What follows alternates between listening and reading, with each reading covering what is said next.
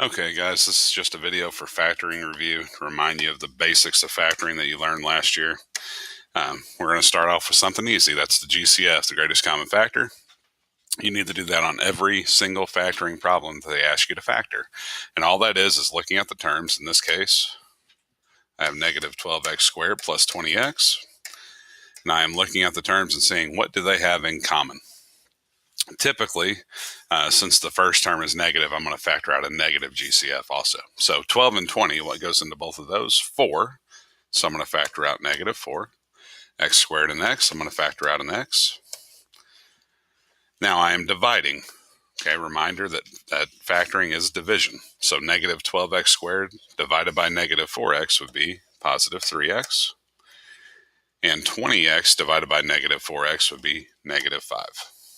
So that would be the complete factorization of that binomial. So that's just GCF, and we do need to check for that on every single factoring problem. All right.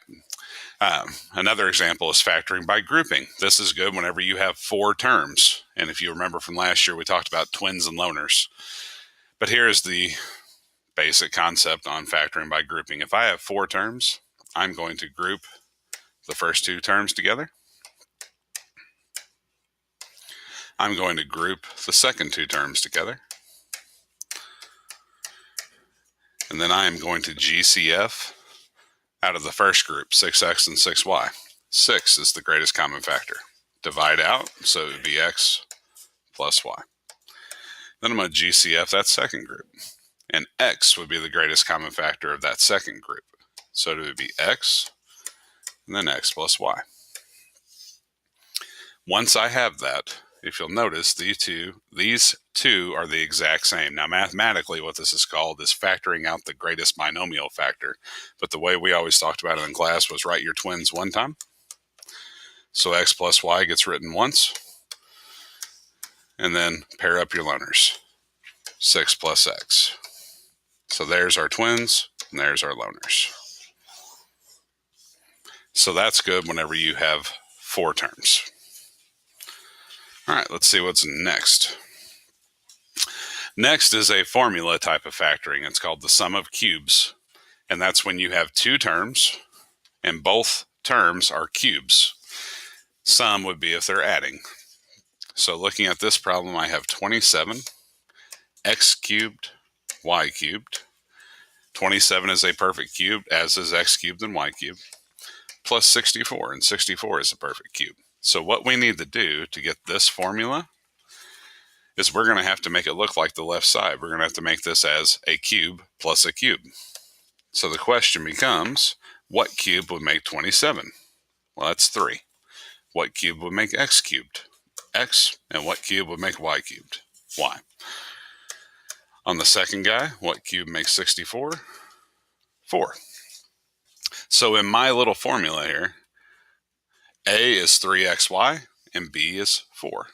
So my formula on this side over here says A plus B. That would be 3xy plus B would be 4. Then I have to do A squared. Now here's where this gets just a little bit tricky, because A squared is 3xy squared minus A times B, so 3xy times 4, plus B squared, so 4 squared. Now we are not done. We got to clean that up a little bit. We have 3xy plus 4. 3xy squared would be 9 because of 3 squared, x squared, y squared. 3xy times 4 is 12xy, and 4 squared is 16. So that is a sum of cubes. That's how that guy goes. Now this next one is very similar. It's a difference of cubes. So this is a sum of cubes, adding. The difference of cubes, I'm going to do the exact same problem, except it's minus. And since it's minus, I do the exact same thing that I did before. 3xy cubed minus 4 cubed in this case. Still using this formula over here. So all it does is change my signs. So it's a minus b. Hopefully you remember from the last slide, a squared is going to be 3xy squared. So it's going to be 9x squared y squared. Plus, this time, multiply them, so it's still 12xy. Plus 4 squared, which would be 16 still. So if you'll notice from the last slide, it's the exact same answer with just different signs. All right. All right, this is a difference of squares. There is no formula for a sum of squares. We're going to talk about that later on. But a difference of squares says write them as squares. And then to factor it, it's a minus b, a plus b. So 36 y to the fourth minus 64 y squared. The mistake that would get made on this quite often is not factoring out a GCF, which is what we have to do first. So the question is, what goes into 36 and 64? Well, 4 does. How about y to the fourth and y squared? Y squared. So that leaves me with 9y squared minus 16.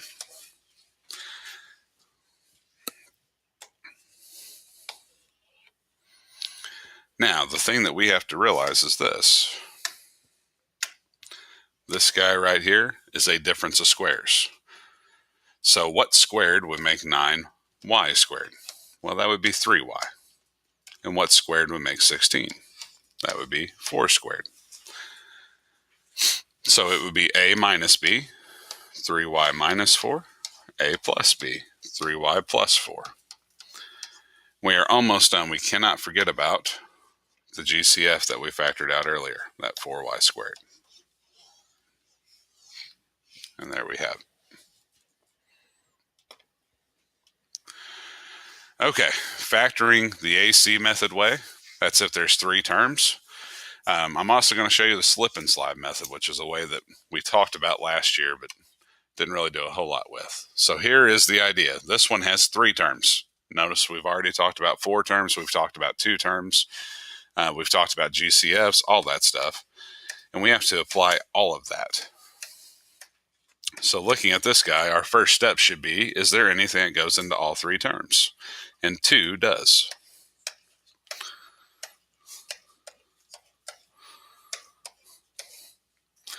Now, inside of there, on this guy, we're going to have to do the AC method. And a reminder on the AC method is we take A times C,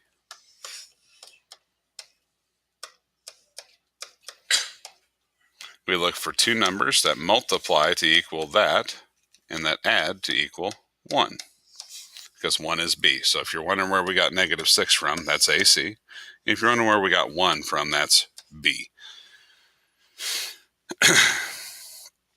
So the 2 numbers that do that for us would be 3 and -2. Now,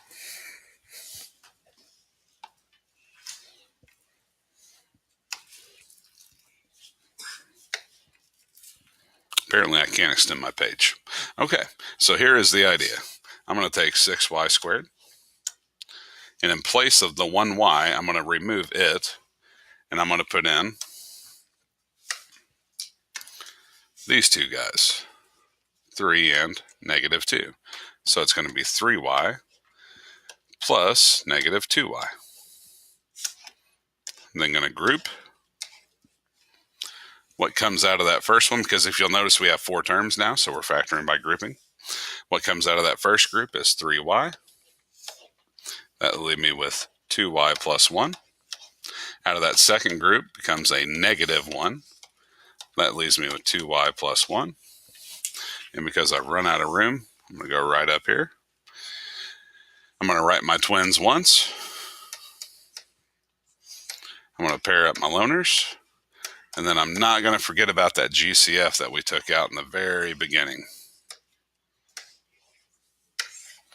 And there's my problem. So that's the AC method way. Now, I will show on the next video slip and slide.